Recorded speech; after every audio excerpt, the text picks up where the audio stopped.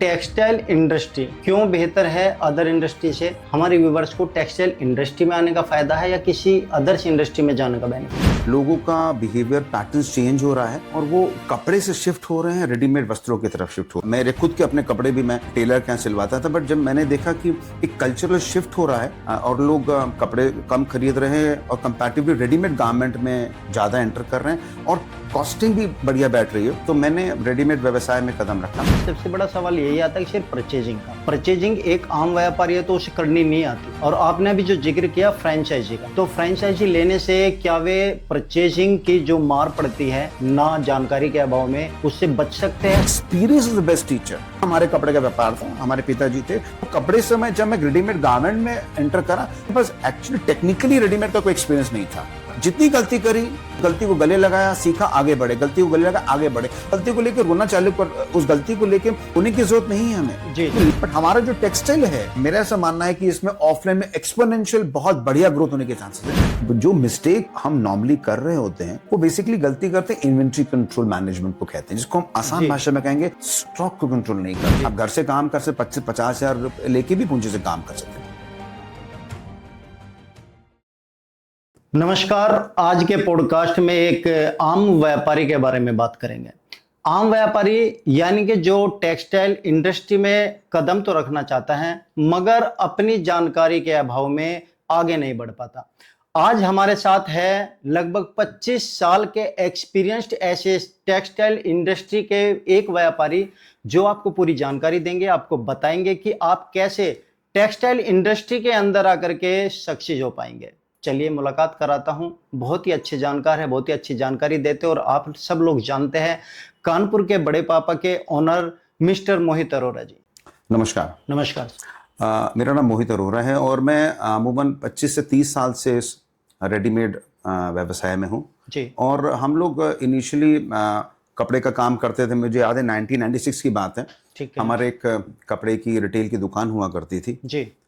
और उसके बाद हम लोग एक्सपैंड करते रहे। जैसे मैंने देखा कि लोगों का बिहेवियर पैटर्न चेंज हो रहा है और वो कपड़े से शिफ्ट हो रहे हैं, रेडीमेड वस्त्रों की तरफ शिफ्ट हो रहे थे।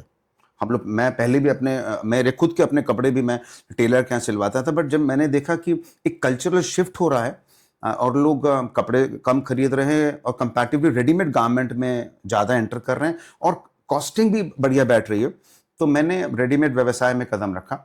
और पहले तो रिटेल का ही कर रहे थे, तो कपड़े से मैंने रेडीमेड व्यवसाय में रिटेल में ही पहले काम किया जी।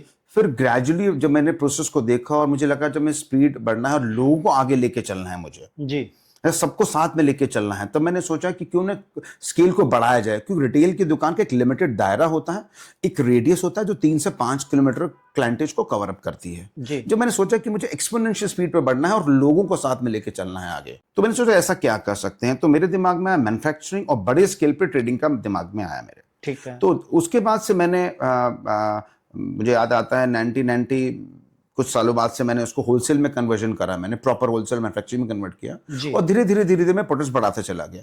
आज हमारे पास 20 से 30 हजार लॉयल कस्टमर्स की हमारे पास एक फ्लीट है जो कि हमारे पर ट्रस्ट करते हैं और हम काफ़ी पुराने हो चुके हैं इस फील्ड में और हमारे कस्टमर का भरोसा, हमारी क्वालिटी एश्योरेंस और हमारे खुद के रिव्यूज इतने बेटर हैं कि हम आगे बढ़ते चले जा रहे हैं। अब हम पीछे मुड़ के नहीं देख रहे हैं। अब तो हमारे वेरियस मॉडल्स आ रहे हैं। अगर हम देखें तो नॉर्मल एक रिटेल की दुकान खोलने से अच्छा एक नया ऑप्शन भी आ रहा है, फ्रेंचाइजी मॉडल में मार्केट में फ्लोट हो रहा है। तो अब हमने देखा एक छोटी सी रिटेल की दुकान से जो मैंने एक सपना सोचा था, अब उसको कैसे आगे बढ़ना है, आगे बढ़ते जा रहे हैं और कारवां बढ़ता जा रहा है, लोग जुड़ते जा रहे हैं और लोगों का, मुझे देखा लोगों का बहुत असीमित प्यार मिल रहा है मुझे।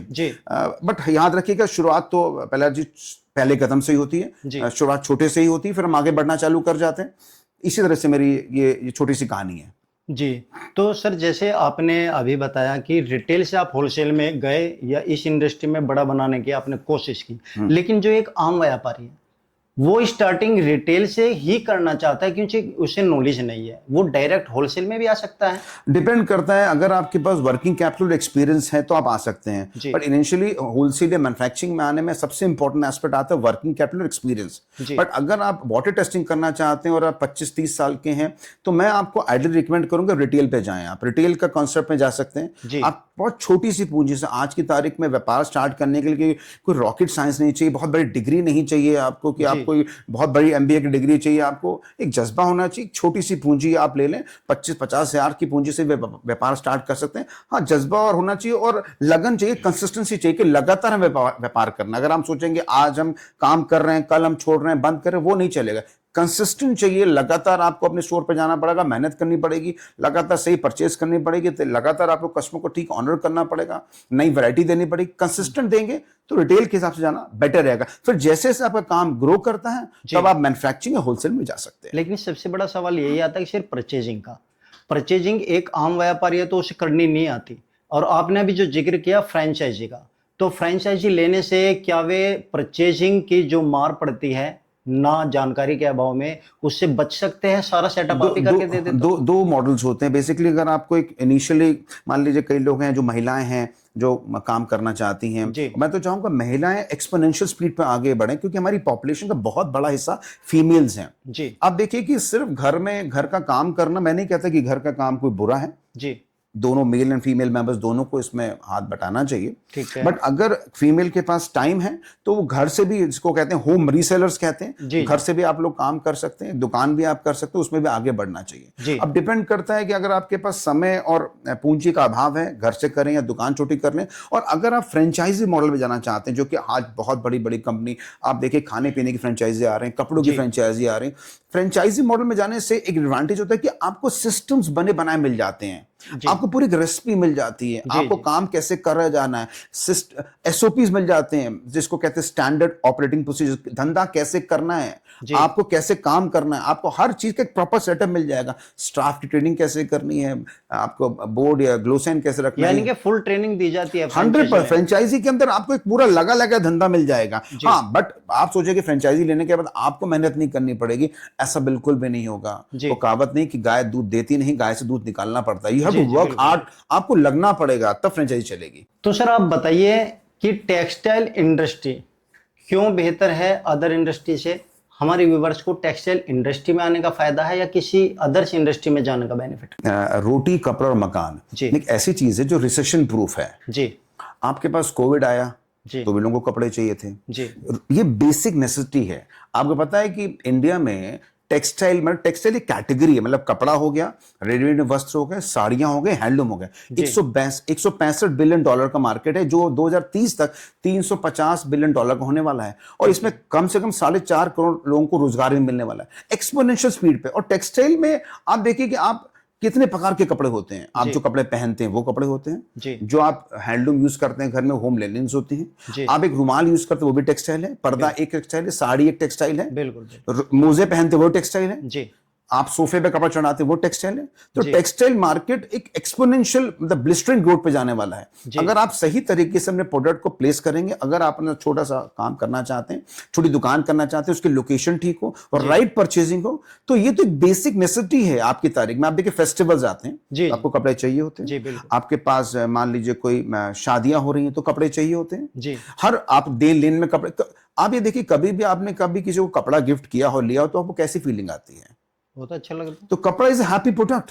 आप हैप्पी प्रोडक्ट दे रहे हैं, you selling a good product. अगर आप हैप्पी प्रोडक्ट का माल बेच रहे हैं तो आप देखिए कितनी बढ़िया है और उसमें लोगों को रोजगार मिल रहा है, प्रॉफिट मिल रहा है, लोग खुश हो रहे हैं। तो मेरा मानना है अगर हम एसेंशियली 3 कमोडिटी है, रोटी, कपड़ा और मकान, तो अगर मैं बात करें क्या नाम है कपड़े की बात करें तो इसकी ग्रोथ का तो मतलब मैनीफोल्ड में ग्रोथ हो सकती है। स्काई इज द लिमिट मेरे ख्याल से। जी। जो अभी आपने कहा रोटी, कपड़ा और मकान, इनकी भी कैटेगरी अलग अलग होती है। एक की हैसियत होती है कि 5 स्टार होटल में बैठ के खा ले, एक की हैसियत होती है कि जो एक ही जोड़ी कपड़े हैं तकरीबन 10,000 के पहन ले, एक की हैसियत होती है कि 1,000 रुपए के भी नहीं पहन सकता। अब जो आम व्यापारी है वो आम व्यापारी किस टेक्सटाइल इंडस्ट्री में जाए? लेडीज में जाए, जेंट्स में जाए, किड्स में जाए, या फिर हैंडलूम्स में जाए, किस जो बेस्ट ऑप्शन है उसके लिए जहां से शुरुआत कर सके वो क्या है? देखिए, डिपेंड करता है आपके पास कितनी पूंजी है और कितना समय है। लेट्स सपोज आपके पास पूंजी कम है और आपके पास समय भी कम है, तो आप होम रीसेलर बन सकते हैं। आप घर से काम करिए, जी सिंपल एस्पेक्ट है। जी आप घर से काम कर सकते, 25-50 हजार लेके भी पूंजी से काम कर सकते जी हैं। आपके पास दिन में 10 से 12 घंटे देने के लिए हैं और आपके पास 2.5 से 5 लाख की पूंजी है, जी तो डिपेंड करता है आप छोटी सी दुकान कर सकते हैं या फ्रेंचाइजी मॉडल पे जा सकते हैं। जी अब आपको अपने लोकल एरिया को सर्वे करना होगा। इंडिया में जो मास पॉपुलेशन है वो लोअर मिडिल कैटेगरी और मिडिल कैटेगरी को बिलोंग करती है। जी आप देखिए, ज़ारा, H&M जैसे बड़े ब्रांड्स को कैटर करने की अलग अलग वो अलग कैटेगरी बिलोंग करते हैं। जी जी मैं ऑलवेज मासेस को मैं हरदम मासेस को कैटर करने के लिए फेवर में रहा हूं। ओके अगर आप मास्टर्स को कैटर करेंगे तो स्पीड बेटर मिलेगी। मैंने आपको पहले भी रिपीट करा, कितना समय है आपके पास और जी पूंजी कितनी है, उस हिसाब से डिसाइड करेंगे। हर जगह ग्रोथ है। आप अगर आपके पास बहुत ज्यादा मिले, सपोज आपके पास 2.5 से 5 लाख रुपए हैं एग्जाम्पल तौर पे, और आपके पास एक जगह भी है जो कि 300 से 400 स्क्वायर फीट की है, आप एटली दुकान कर लीजिए। बट याद रखिएगा, आपको 10 से 12 घंटे देने पड़ेंगे। ये नहीं हो कि 2 घंटे आपने भेज दिए, team manage, that is not going to work. जी आपको अपना पूरी शिद्दत से लगना पड़ेगा, पसीना बहाना पड़ेगा, मेहनत करनी पड़ेगी, रोज आना पड़ेगा, तभी काम होता है। ऐसा नहीं कि आपने कर दिया। और हाँ, याद रखिए, अगर आप वाटर टेस्टिंग करना चाहते हैं, आपने सोचा कि भाई मेरे पास एज अ फीमेल हूं या मेरे पास बच्चे 12-1 बजे तक चले जाते हैं और मैं फ्री हूं और होम रीसेलर बन सकते हैं, तो होम रीसेलर बनने के लिए बहुत से प्रोडक्ट्स होते हैं जो लेडी सेंट्रिक होते हैं, जैसे कि साड़ियां हो गई, हैंडलूम प्रोडक्ट्स हो गए, मेंस वाले कंपैटिबल नहीं बिकेंगे, बच्चों के हो गए। एक बार में वाटर टेस्टिंग कर लिए। वाटर टेस्टिंग मतलब क्या, जब आप तालाब में जाते हैं तो आप पहले हल्का सा पानी में पैर में डाल के देखते हैं कि कैसा है, उसके बाद आप अंदर जाते हैं ना बेसिकली। तो वाटर टेस्टिंग इसी को कहते हैं। आप धीरे से पहले टेस्टिंग करिए, थोड़ी सी टेस्टिंग करके देखिए, फिर आपकी जो हिम्मत बढ़ती है। मैंने भी तो छोटी सी रिटेल की दुकान से, मुझे आज भी याद है, मेरी जो सेल हुआ करती थी 1200 रुपए पर डे की सेल हुआ करती थी। जी आज हम करोड़ों का बिजनेस कर रहे हैं, आज हम फ्रेंचाइजी कर रहे हैं, आज हम एक्सपोर्ट करने की प्लान तक कर चुके हैं। जी हम हो सकता है आने वाले दिनों में ब्लिंकिट में भी आपको नजर आ जाए। तो जी हमने मैनीफोल्ड से ग्रो करने की कोशिश कर रहे हैं। शुरुआत छोटे से होती है, एक पहला कदम बढ़ाइए, जी फिर रास्ते अपने आप खुलते चले जाएंगे। जी। तो क्या जब आपने शुरुआत की थी आपको कुछ एक्सपीरियंस था या कोई गाइडर आपके पास ऐसा था जिसने आपको शुरुआत कराई? एक बड़ी अच्छी कहावत है, लोग तो एमबीए बन जाते हैं जी पढ़ के, हम लोग एमबीए बने हालातों से, ठोकरे खा के सीखे हम लोग। जी जी आप बड़े बड़े एमबीए से मिलते हैं आप लोग, हम लोग ने कोई एजुकेशन नहीं है। और कपड़े के काम में, टेक्सटाइल में कोई एजुकेशन को, रॉकेट साइंस की जरूरत नहीं है आपको। जी आप लगे रहेंगे, गलती करेंगे, learn from the mistakes. Mistakes are your best teacher. आप जितनी ज्यादा गलती करेंगे, आपके पास कोई रूट, कोई किताब नहीं, कोई मैनुअल नहीं कि कपड़े का व्यापार कैसे करना है। आप गलती करेंगे, सीखेंगे। Experience is the best teacher. हाँ, हमारे कपड़े का व्यापार था, हमारे पिताजी थे, बट वो कपड़े से जब मैं रेडीमेड गारमेंट में एंटर करा तो मेरे पास एक्चुअली टेक्निकली रेडीमेड का कोई एक्सपीरियंस नहीं था।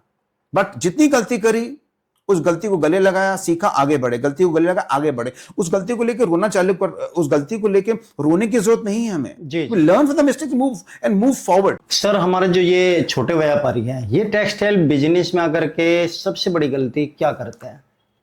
पहली बात तो मैं कोई व्यापारी को छोटा है बड़ा नहीं कहूंगा, हमारे सारे व्यापारी हैं।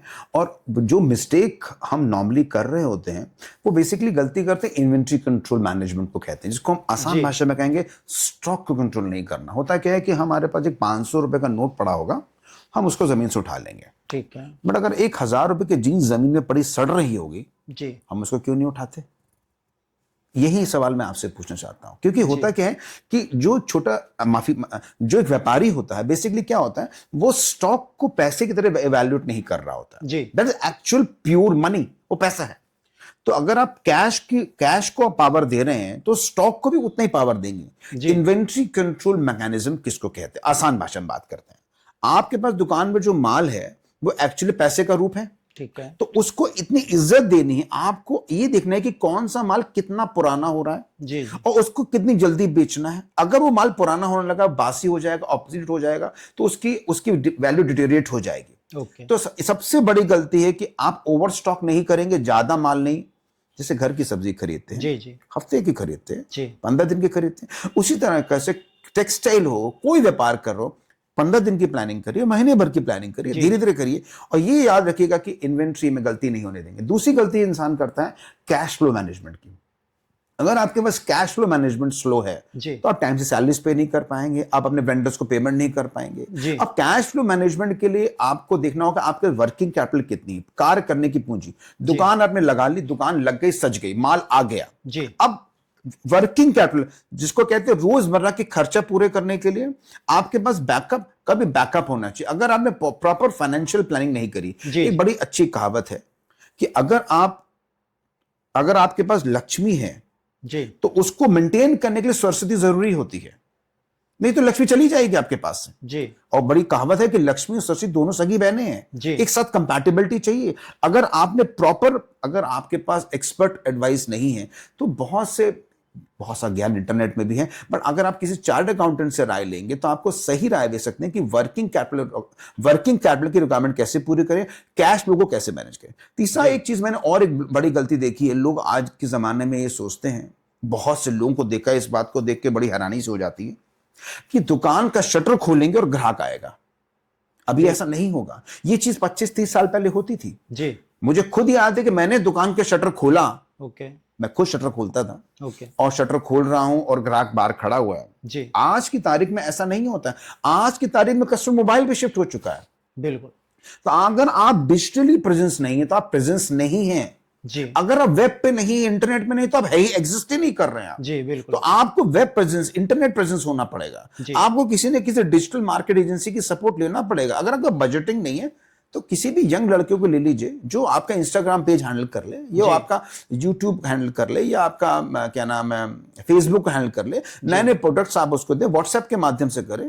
तो ये अगर आप सोचे कि ओल्ड तरीके से, आपको याद करिए पहले आप प्रहलाद जी कैसा फोन यूज करते थे, वो डायलर वाला जी, यूज जी, करते थे कीपैड ना? वाला फोन होता है। पहले कीपैड आता था, फिर वो डायल वाला आवाज करते थे हम हाँ, लोग। वो लैंडलाइन, क्या आज वो यूज होता है? नहीं, तो जमाना, टेक्नोलॉजी आगे बढ़ रही है, जी, जमाना एआई का आ रहा है, और हम पुराने तरीके से बैठे कि दुकान हमारी चल जाएगी। जी, तो ये जो इस टाइप की बेसिक मिस्टेक्स है बिल्कुल भी नहीं करनी है। और याद रखिएगा, गलतियां करेंगे और सीखेंगे और आगे बढ़ेंगे। जी, तो मैंने बेसिकली 3 गलती बताई। एक होता है इन्वेंट्री मैनेजमेंट, ठीक है, दूसरा कैश फ्लो मैनेजमेंट, जी, तीसरा डिजिटल मार्केटिंग। अगर इन तीनों चीजों पे फोकस कर लेंगे तो आपकी कामयाबी के चांसेस काफी बढ़ जाते हैं। जी। आपका कहने का मतलब यदि सक्सेस होना है तो फर्स्ट पॉइंट तो कम से कम डिजिटली तो से होना ही पड़ेगा। जो एडवर्टाइजिंग पहले Certainly. ऑफलाइन करते थे, हाँ। ऑनलाइन आना ही हाँ, पड़ेगा। हाँ। अपने मोबाइल का एक अच्छा यूज करना पड़ेगा। ऐसे नहीं कि मोबाइल को देखना ही देखना, उसको बिजनेस पर्पज से भी यूज Certainly, करना। हाँ, बिल्कुल बिल्कुल बिल्कुल करेक्ट। तो सर, यदि कोई फ्रेंचाइजी मॉडल लेना चाहते हैं या शॉप स्टार्ट करना चाहते हैं, तो सबसे पहले बताइए कि उसमें डिफरेंस क्या है, बेनिफिट शॉप लेने में है या आपका फ्रेंचाइजी लेने में, और यदि आपका फ्रेंचाइजी कोई लेता है तो आप उसे किस तरह से हेल्प करेंगे? देखिए प्रहलाद जी, देखिए 2 तरह से होता है। एक होता है नॉर्मल, हम दुकानदार बनते हैं, शॉप लेते हैं, खोलते हैं, और एक होता है फ्रेंचाइजी मॉडल। जी, जैसे कि घर में किसी की शादी होती है तो आप ऐसा कर सकते हैं, एक ऑप्शन है कि आप हलवाई के पास जाएं और सारा सामान खरीदें और सारी सामग्री ला के दें, उससे बोले, उससे बनाएं, फिर बनाएं, उसको बोलो। फिर आप वेटर के पास जाएं, वेटर को अरेंज करें, फिर लाइट वाले के पास जाएं, फिर जनरेटर वाले के पास जाएं, और जी, सारी चीज़ों को आपको मैनेज करना पड़ेगा। फिर बीच में सामान भी कम पड़ जाएगा, फिर आपको ठीक है, गेस्ट को कैसे हैंडल करना है। बिल्कुल, तो वो एक मॉडल जिसको हम एक दुकानदार मॉडल कहते हैं, जो शॉप के।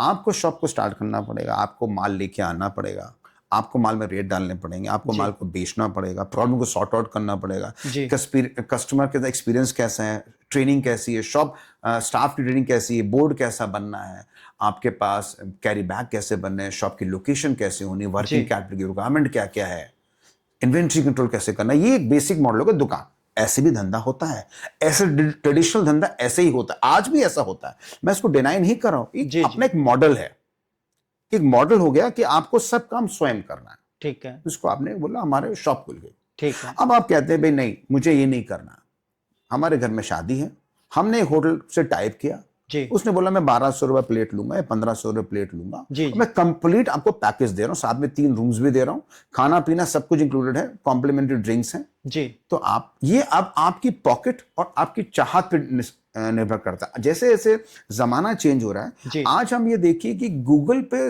सर्च करने का तरीका बदल रहा है। लोग गूगल से ज्यादा चैट जीपीटी पे क्यों जा रहे हैं? क्योंकि उसको बहुत ही स्पेसिफिक प्रॉपर आंसर्स मिलते जा रहे हैं। जी, बिल्कुल, अगर आप जमाने के साथ बढ़ना चाहते हैं तो मैं फ्रेंचाइजी मॉडल को प्रमोट करूंगा। जी, आपको एक सेट पैटर्न ऑफ बिजनेस मिलेगा। ठीक है, बिजनेस कैसे, आपने बिजनेस कैसे करना है वो सिखाया जाएगा। ठीक है, आपको साइनेज बोर्ड की डिजाइन पहले मिल जाएगी, कैरी बैग कहां से मिलना है वो लग जाएंगे, स्टाफ की हायरिंग कैसे करनी है, दुकान पे माल कैसे लगाना है, चार्टर्ड अकाउंटेंट को डील कैसे करना है, जीएसटी सर्टिफिकेशन कैसे करना है, रैक्स कहां से आने हैं, आपके पास काउंटर कहां से आने, कैसे लगने हैं, डिजिटल मार्केटिंग कैसे करनी है, जी आपको सिर्फ और सिर्फ लगन दिखानी होगी।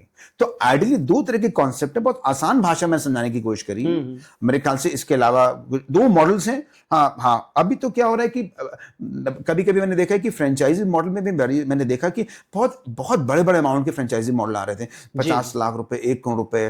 तो मैंने इस मार्केट के इस गैप को जज किया कि अगर एक छोटा दुकानदार, माफ करिएगा, मैंने इस गैप को चेक किया कि अगर एक दुकानदार जिसके पास पूंजी का अभाव है, तो वो मान लीजिए छोटी पूंजी से काम करना चाहता है, 1.5 लाख 2 लाख रुपए से, तो क्या उसको फ्रेंचाइजी नहीं मिल सकती? क्यों नहीं मिल सकती है? Why not? आज की तारीख में एक और मैंने प्रॉब्लम को एनालाइज किया कि जब भी फ्रेंचाइजी होती है तो आइडियली एक ही ब्रांड की होती है जी। तो जब एक ही ब्रांड की फ्रेंचाइजी होती है, बट गांव देहात में लोगों को मल्टी ब्रांड्स की हैबिट होती है कि उसको सारी चीजें लेनी है एक ही पॉइंट पे। उसको मतलब साड़ी भी लेनी है, उसको ब्लाउज भी लेना है, उसको लेडीज सूट भी लेना है, उसको जेंट्स भी लेना है, उसको तौलिया भी लेना है। अब एक ब्रांड आपको सारी चीज केटर नहीं कर सकता। जी जी जी।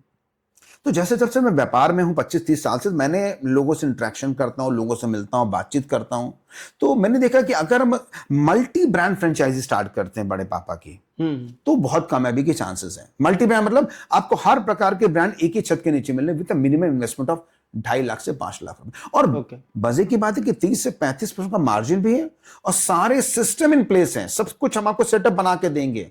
हाँ, मेहनत आपको करनी पड़ेगी, मेहनत तो करनी ही पड़ेगी। तो ये मॉडल हमारे पास अभी तो हम आइडली मैं 2 ब्रांड्स को केटर कर रहा हूं। एक हमारा ब्रांड है जो बड़े पापा जो रेडीमेड गारमेंट और साड़ियों में डील करता है, एक हमारा क्लोवर ब्रांड है जो कि हैंडलूम में डील करता है। वो स्पेसिफिक 1 ब्रांडेड फ्रेंचाइजी एक ही ब्रांड की है। तो अब ये कस्टमर की रिक्वायरमेंट के ऊपर है, उसके पॉकेट के ऊपर, उसके टाइमिंग के हिसाब से आप फ्रेंचाइजी मॉडल पे भी जा सकते हैं और दुकान मॉडल पे भी जा सकते हैं। तो चॉइस आपको करना पड़ेगा जी। अब सर फ्रेंचाइजी में थोड़ा सा कंफ्यूजन और सबसे बड़ी समस्या आती है डिस्टेंस की। सपोज कीजिए किसी मार्केट में किसी शहर में किसी ने फ्रेंचाइजी ले ली, तो दूसरी फ्रेंचाइजी जो दूसरा व्यापारी है उसे कितने डिस्टेंस पे मिलेगी? और जो अभी आप फ्रेंचाइजी कोई आपसे ले रहा है, क्या दोनों फ्रेंचाइजी इकट्ठे ले सकते हो? उसमें क्या बेनिफिट होगा?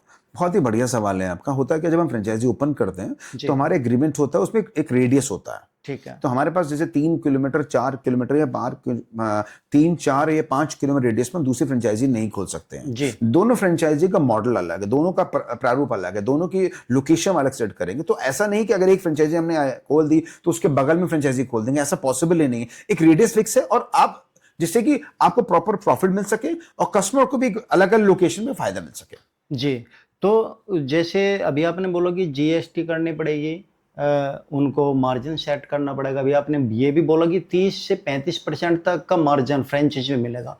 किसी को अपना मार्जिन एक्स्ट्रा करना है, बढ़ाना है, या फ्रेंचाइजी के अनुसार ये एक फिक्स मार्जिन पूरी ही आउटलेट का, जितनी भी इंडिया के अंदर फ्रेंचाइजी उन सभी का एक ही मार्जिन होता है या अलग अलग होता है? नहीं, हम आइडियली रिकमेंड करते हैं, इसको रिकमेंडेड प्राइस कहते हैं। हम आपको सुझाव दे रहे हैं कि आपको ये प्राइस में बेचना चाहिए जी। अगर उस प्राइस से बेचेंगे तो आपको आपके पास कस्टमर की रिपीटेशन अच्छी आएगी। जैसे कहावत है कि कस्टमर एक बार माल ले गया, बहुत अच्छी बात है जी। दूसरी बार माल ले गया तो कम से कम लॉयल हो गया है। मगर तीसरी बार अगर कस्टमर आपसे माल ले रहा है तो आपके ब्रांड को पहचान रहा है, तो हम आपको जो प्राइसिंग सेट करके देंगे, ऐसा सेट करके देंगे रिपीटेशन आए आपके पास। अगर आप लालच करेंगे और ज्यादा मार्जिन लेने की कोशिश करेंगे तो उसका कोई फायदा नहीं। हम रिकमेंड यही करते हैं कि आप उसी प्राइस से बेचें जी जी।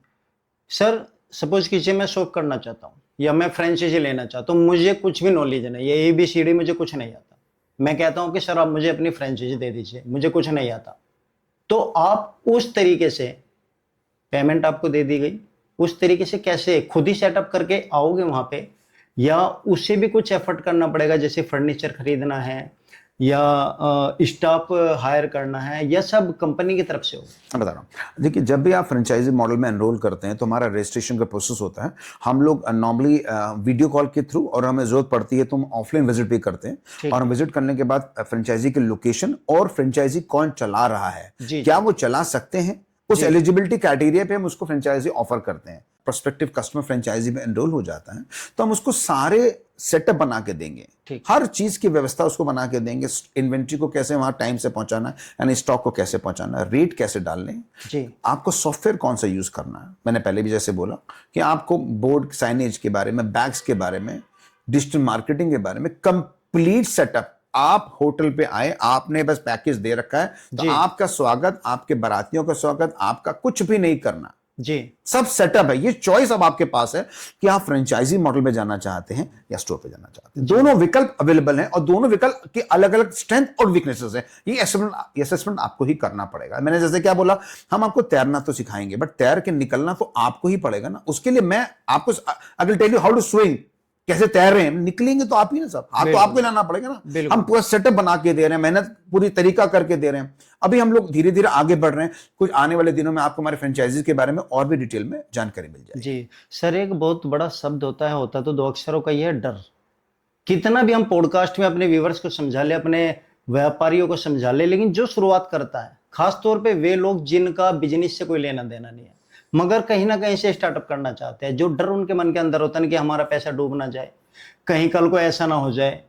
आपकी फ्रेंचाइजी ले लेती है, 5 लाख रुपए इन्वेस्ट कर देते हैं, 6 महीने बाद पता चला कि उनका कुछ हो ही नहीं रहा। उस बेस में क्या होता है? एक इंग्लिश में कहावत है, एक्शन क्यूर्स फियर। जी, जब भी किसी से आपको डर लगता है, आप एक्शन पे आइए। जैसे मुझे कभी कभार, मुझे पर्सनली एक लिफ्ट में बंद होने से डर लगता है। जी, क्लॉस्ट्रोफोबिया लगता है मुझे कि लिफ्ट बंद हो जाएगी तो मेरा क्या होगा। जी, जी, लिफ्ट बंद हो जाएगी तो क्या होगा। जब तक मैं लिफ्ट के अंदर जाऊंगा नहीं और जब तक ऊपर नीचे नहीं होगा, तब तक डर कैसे दूर होगा मेरा। बिल्कुल सही। लाइट भी जाएगी। तो मैंने उस डर को काबू करने के लिए बार बार अंदर जा रहा हूं। कई लोगों को फ्लाइट में बैठने का डर होता है, क्लॉस्ट्रोफोबिया, उनको लगता है फ्लाइट नीचे तो नहीं चली जाएगी। जी, जी, तो सिंपल है, आपको धंधा बनाने के लिए एक्शन पे आना पड़ेगा। सोचते रह जाएंगे तो छत से पंखा भी तो गिर सकता है। क्या गिरता है पंखा? बिल्कुल सर, गिरता तो नहीं है ना। गिरता नहीं है, तो लेकिन यू वही हैव तो टू डर कम होता है। Into action. आप करिए, गलत होगा। और ऐसा नहीं होता कि सारे धंधे कामयाब होते हैं, और ऐसा नहीं होता कि सचिन तेंदुलकर या बड़े बड़े फिल्म स्टार की सारी पिक्चरें हिट हो जाती, फ्लॉप्स भी होती हैं। They learn and move forward with the mistakes. तो डरने की जरूरत नहीं, मेरा मानना। अब मेरा ले लीजिए, तो मैं भी मल्टीपल बार कई चीजों में फेल हुआ हूं। हमारा अपना खुद का मेरा कंस्ट्रक्शन का बिजनेस था, जो मैंने कई सारी प्रॉपर्टीज बनाई, बट मेरे को वो चीज सूट नहीं करी। तो इसका डर नहीं किया, धंधा करना बंद नहीं किया मैंने। हाँ, धंधे का प्रारूप चेंज कर दिया। मुझे लगा ये चीज मेरे लिए सूटेबल नहीं है, तो मेरे लिए ये चीज सूटेबल है, तो मैं उसमें एंटर कर गया। डर करके हम छोड़ के भाग नहीं जाएंगे मैदान। जी, आप अपने आप को क्या मानते हैं, बिजनेसमैन या एक कोच? मैं कंपैरेटिवली, मैं अभी जैसे जैसे मेरी एज बढ़ रही है, तो मैं अपने आप को व्यापारी का, मैं बिजनेस को ज्यादा अपने आप को देख रहा हूं कि मैं लोगों को एम्पावर कैसे कर सकूं। मैं देख रहा हूं कि इतना बड़ा गैप है सोसाइटी में। हर आदमी 25-30 साल की उम्र में चाह रहा है कि मुझे कोई सरकारी जॉब मिल जाए, और बड़ा पीस ऑफ माइंड से मेरा लाइफ सेट हो जाए। जी बिल्कुल। आइडियली अगर आप देखिए, कंपैरिजन करें अमेरिका और इंडिया को, तो अमेरिका में अच्छे व्यापारी क्यों पैदा हो जाते हैं? कोई इनको ऐसे को मिट्टी में ऐसी कोई बात नहीं। इट इज प्योर द जज्बा, जो जज्बा उनके अंदर होता है, वो चाहते हैं कि वो व्यापार करें, कारोबार करें। और हम लोग, मैं ऐसा किसी की बुराई नहीं कर रहा हूं, बट हम लोग फंसे उसी जिंक्स में हैं कि हमको सरकारी जॉब मिल जाए। बट अगर आप देखिए कि 130-40 करोड़ रुपए की 130-40 करोड़ की पॉपुलेशन है, तो 130-40 करोड़ कस्टमर हमारे पास हैं। जी, आप देखिए कितना वैल्यू प्रोपोजिशन हमारे पास है, कितनी डेंसिटी हमारे पास है, घनत्व कितना हमारे पास है। तो उसको आप उसे धंधा बनाइए ना उसको।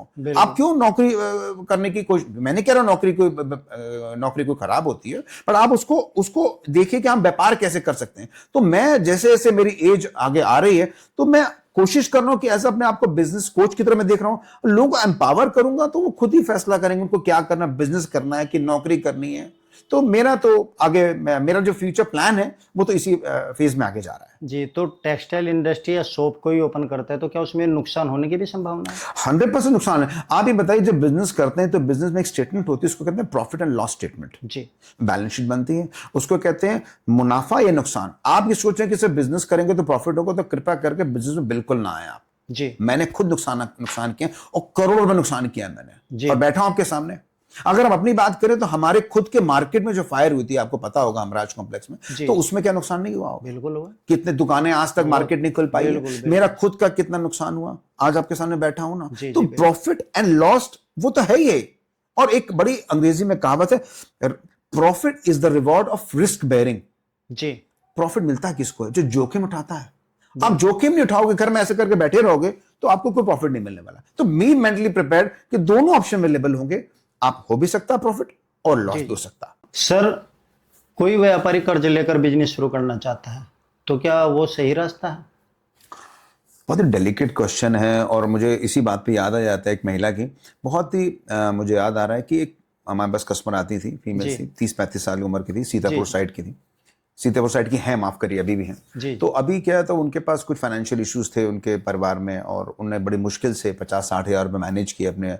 उनके हस्बैंड कुछ काम नहीं कर रहे थे, वो हस्बैंड बार बार सरकारी जॉब को मतलब पाने की कोशिश कर रहे थे, और हताश हो चुके थे और कुछ भी करना नहीं चाहते थे और डिप्रेसिव स्टेट ऑफ माइंड में जा चुके थे। जी तो उसकी वाइफ ने बीड़ा उठाया और मेरे से मुलाकात हुई, एक बार उन्होंने माल भी हमसे लिया। तो उन्होंने बहुत ही छोटी पूंजी से काम को स्टार्ट किया, जी और उन्होंने कहीं से एक छोटा सा लोन भी लिया उन्होंने। ठीक तो है। मैं नहीं कहता हूं कि लोन कोई बुरा होता है, बट लोन के पे बैक करने की मंशा कितनी क्लियर है, आप उसकी रीपेइंग कैपेसिटी कैसे आप कर सकते हैं। लोन लेना तो आसान है, जी जी रीपे करना मुश्किल है, बिल्कुल। उसका इंटरेस्ट कंपोनेंट पे करना बहुत मुश्किल है। जी तो वेरी सेंसिबल तरीके, मैं लोन के ना फॉर हूं ना अगेंस्ट हूं, ये असेसमेंट आपको करना पड़ेगा, डेलिकेट असेसमेंट है। पैसा बहुत आसानी से, आजकल बहुत सारी स्कीम चल रही हैं, सरकार की बेहतरीन स्कीम है हमारे मोदी जी की, प्राइम मिनिस्टर साहब की हमारी, बट उसमें आप उसको कैसे यूटिलाइज कैसे करना। आपने पैसा, आपने लोन ले लिया और जाके आपने गाड़ी खरीद ली, आप फंस जाएंगे। आपने कोई लैंड खरीदा, फंस जाएंगे। जिस काम के लिए आपने लोन लिया, अगर आपने वर्किंग कैपिटल के लिए लोन लिया, धंधे, तो धंधे में पैसा लगना चाहिए। जी जी अगर आपने गाड़ी के लोन, तो गाड़ी के लिए, तो उसको आप फंड की मिक्सिंग नहीं कर सकते। फंड को इसका उधर से उधर करेंगे तो काम खराब हो जाएगा। ठीक है। मैं वापस आ रहा हूँ अपनी उसी स्टोरी पे। तो उन्होंने जो सीतापुर वाली हमारे कस्टमर ने जब काम स्टार्ट किया, तो लोन भी उन्होंने धीरे धीरे पे बैक किया। उनको मैंने हर प्रकार की मार्केटिंग सपोर्ट दिए, उनको डिजिटली कैसे आगे बढ़ना हमने उनको गाइड किया, कौन सा प्रोडक्ट लेना है, कौन से साइजेस कैसे बेचने हैं, उनको मैंने कस्टमर से डील करने की ट्रेनिंग कैसे देनी, कस्टमर को कैसे अपना कैसे बनाना है, कस्टमर को रिपीट कैसे करना है, मैंने दिल से उनको ट्रेन करा। और मुझे याद आता है कि मुझे सिखाने में कुछ अलग सा आनंद सा आता है, और सिखाने में जो एक प्लेजर मिलता है, जो पर्सनली मुझे पीस ऑफ माइंड मिलती है। जैसे मैंने अपनी टीम को भी ट्रेन किया है, हमारे पास तो ऐसे ऐसे लोग आए थे जो मैंने हायरिंग करी थी कि जिनके पास कोई भी एक्सपीरियंस नहीं था, उनको मैंने कंप्यूटर पे तक बैठा दिया। तो वापस उस महिला के ऊपर आ रहा हूँ, आपके मेन क्वेश्चन के ऊपर आ रहा हूँ। हाँ, लोन से आप स्टार्ट कर सकते हैं, मिनिमम कैपेसिटी से स्टार्ट कर सकते हैं। आज वही महिला हमारे पास 2 से 2.5 लाख रुपए एक बार परचेसिंग करते हैं, और हर 15 दिन में आते हैं। आप खुद सेल्फ रिलायंस हो चुके, उनके हस्बैंड भी शॉप पे बैठने लगे हैं, उनके चेहरे पे जो चमक है वो मैं आपको बता नहीं सकता। और जो मुझे जो पीस ऑफ माइंड मिल रहा है कि मैंने उनको सिखा के, ये मैंने क्या सिखा, मैं तो एक ऊपर वाले का एक माध्यम हूं, जो मुझे ज्ञान मिला, जो एम्पावर कर रहा हूं, मैं क्या हूं, बट एक जो कॉन्फिडेंस मिलता है, और वो मुझे उससे बहुत मजा आता है। मेरा ऐसा मानना है कि व्यापार में आपको लोन लेना चाहिए। लोन लेने से पहले रीपेमेंट की प्लानिंग करनी चाहिए। मान लीजिए कोई ऐसी फीमेल है जिनके पति किसी वजह से काम नहीं कर पा रहे हैं, और उनको फाइनेंशियल सपोर्ट चाहिए, उनको हेल्प चाहिए, तो छोटे से लोन लेके आप छोटी वाटर टेस्टिंग कर सकते हैं। नंबर 2, अगर आपको फुल स्केल पे काम करना है, पूरी दुकान करनी है, जैसे महिलाएं हैं या पुरुष हो, कोई भी फुल स्केल काम करना है, तो एक छोटा टेस्टिंग लोन ले सकते हैं, आप काम कर सकते हैं प्रॉपर। पर याद रखिएगा, repayment strategy is very important. और आपको प्रोफेशनल तरीके से बड़े व्यापार में जाना है। फ्रेंचाइजी मॉडल बहुत ही बेहतरीन मॉडल है, बट फिर याद रखिएगा, लोन लेने से पहले रीपेमेंट की प्लानिंग आप पहले करेंगे। 2 साल में पेमेंट करना है, 3 साल में कैसे करना है, और उसका जो इंटरेस्ट कंपोनेंट आ रहा है, जो ब्याज आप पे करेंगे, वो आपके खर्चे का एस्पेक्ट आ रहा है, तो उस खर्चे को आपको अपने खर्चे में डालना पड़ेगा। और कितनी जल्दी आप पे बैक कर सकते हैं, बहुत क्रूशियल है कि लोन के आपको चक्र में नहीं फंस जाना है, और एक लोन से दूसरे लोन को नहीं काटना है। इन बातों का ध्यान रखेंगे तो मेरे ख्याल से कामयाबी आपके कदम चूमेगी। सर, जैसे आज के समय ऑनलाइन मार्केट बढ़ रही है, रोजाना आप देखते होंगे कि ऑनलाइन मार्केटिंग का क्रेज ही बहुत जबरदस्त है। क्या ऑफलाइन मार्केट पे इसका कुछ फर्क पड़ता है? मेरा बड़ा क्रिटिकल क्वेश्चन है, और इसके 2 थॉट ऑफ स्कूल्स हैं, 2 प्रकार तरह सोच सकते हैं। ऑनलाइन बहुत तेजी से बढ़ रहा है और आगे बढ़ेगा भी, बट अगर आप देखिए, अगर आप कोई परफ्यूम लेते हैं तो आप बेसिकली उसको फ्रेग्रेंस को स्मेल करके लेने की कोशिश करेंगे। जैसे टेक्सटाइल है, उसको हम टच एंड फील का जो एक ऑप्शन हमारे पास है, वो जाएगा नहीं। और जैसे जैसे आप देखिए कि आप इन्फ्लुएंसर्स हैं, वो ऐसे इन्फ्लुएंस करते हैं इंस्टाग्राम पे कि आपको मोर एंड मोर कपड़ा खरीदने का मन करता है, प्रमोट करते हैं आप। तो मेरा ऐसा मानना है कि जिस स्पीड से ऑनलाइन बढ़ेगा, उससे ज्यादा ऑफलाइन भी बढ़ेगा। जो टच एंड कपड़े के अंदर जो टच एंड फील, और उसको पहनने के बाद उसकी फिटिंग का जो एस्पेक्ट है, हाँ, कई कंपनी ट्रायल एंड बाय का ऑप्शन देती हैं, रिटर्न पॉलिसी देती है, बट इतना आज आप अपनी गाड़ी आपने उठाई और आप एक शॉपकीपर के पास गए, आपने कपड़ा खरीदा, पहना, लिया और गए, 30 मिनट्स, बिल्कुल 45 मिनट्स, बिल्कुल ऑल्ट्रेशन कराना है 5 मिनट।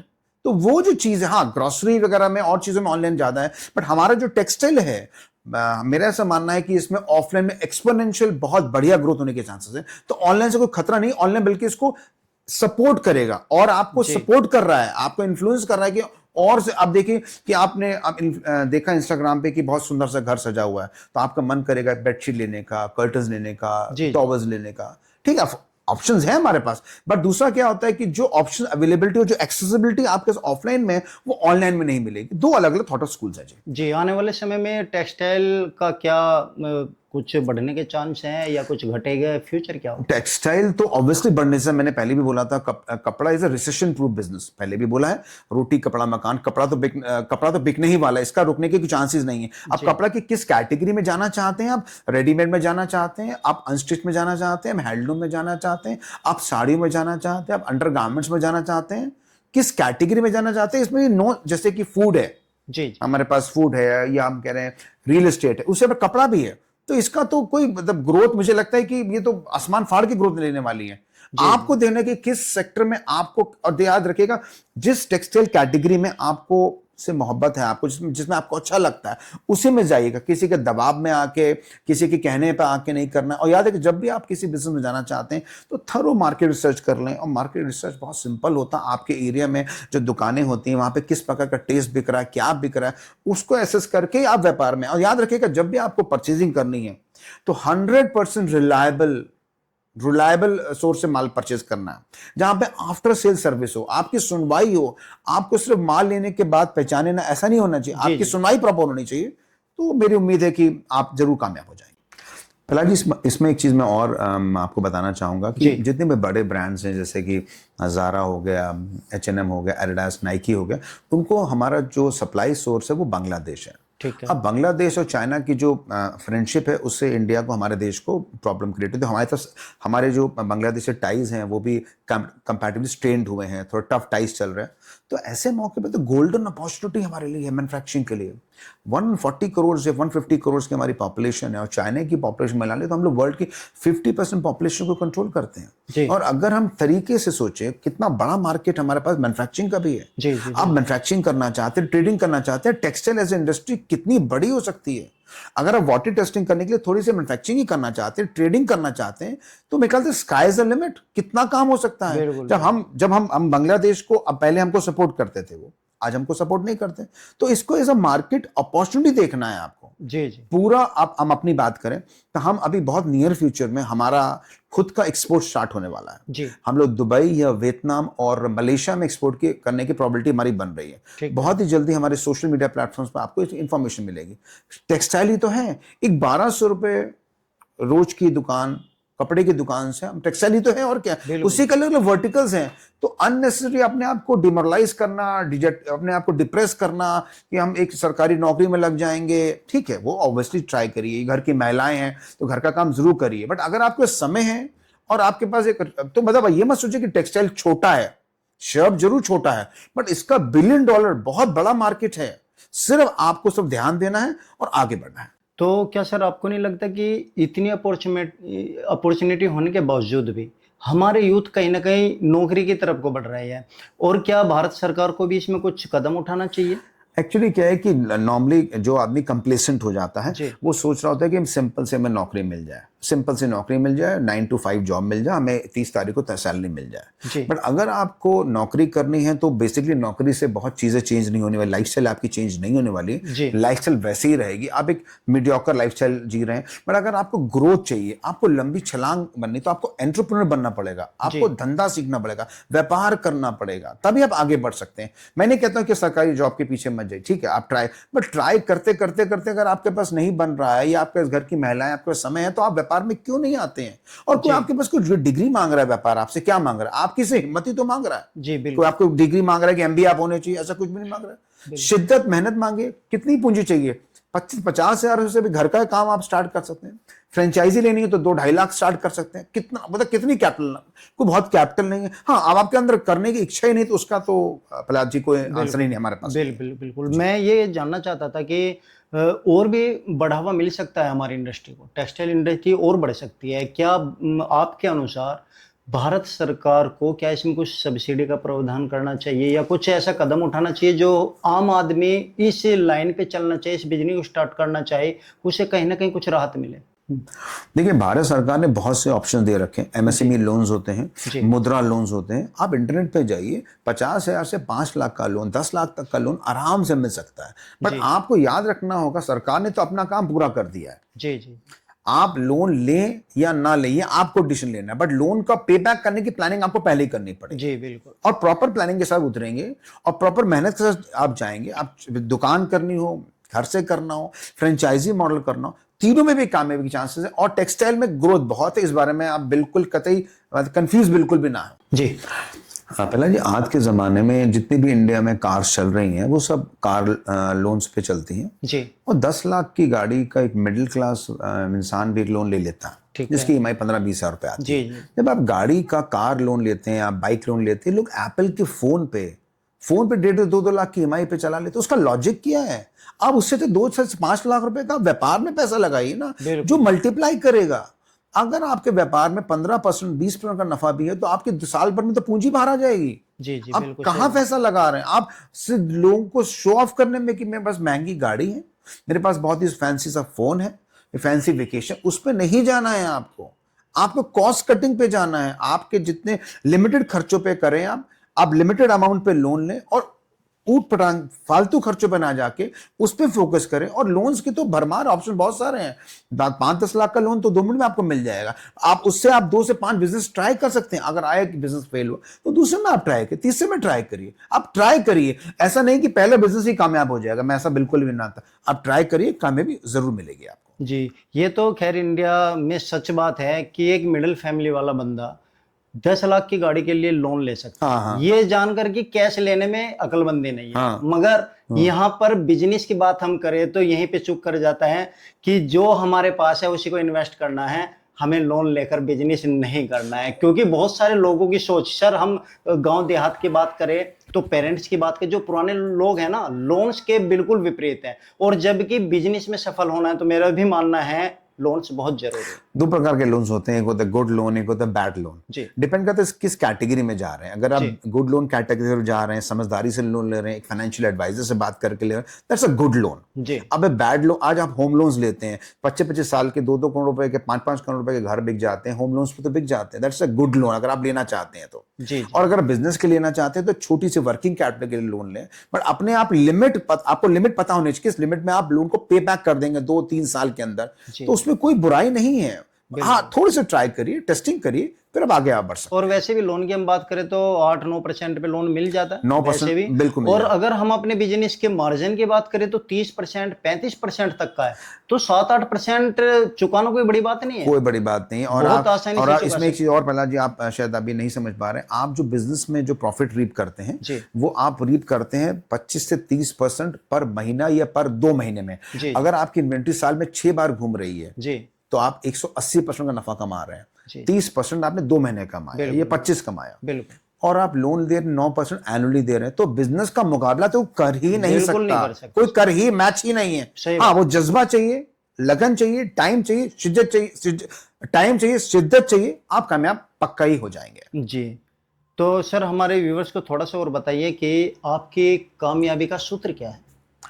कामयाबी का सूत्र सिंपल है कि फेलियर से बिल्कुल भी नहीं घबराना है। फेलियर्स तो आएंगे, गले लगाना है, सीखना है, आगे बढ़ते जाना है। रोड ब्लॉक्स आएंगी, समस्या आएंगी, उसको जब भी मेरी टीम मेरे सामने आती है और मुझसे पूछती है सर एक प्रॉब्लम है तो मैं उनसे एक ही बात कहता हूँ, never say that's a problem, से सर एक चैलेंज है। जब हम चैलेंज की बात करते हैं तो हमें कॉन्फिडेंस आता है कि उसको अपफ्रंट लेना, कैसे लेना है। जब हम प्रॉब्लम की बात करते हैं तो हम नर्वस, नेगेटिव हो जाते हैं। चैलेंज है, उसको दूर करेंगे, ऑब्स्टिकल्स आएंगे।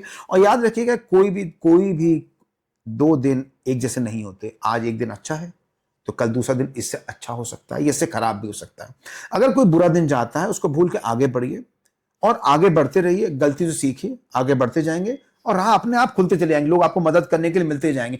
आपकी नियत मंशा ठीक होनी चाहिए, ईमानदारी से धंधा करिए, लोग आपके से जुड़ते जाएंगे, कारवां बनता ही चला जाएगा। जी, कोई हमारे व्यूअर्स वीडियो देख करके आपके पास आना चाहता है, जानकारी लेना चाहता है, स्टार्टअप करना चाहता है, आप हेल्प करेंगे?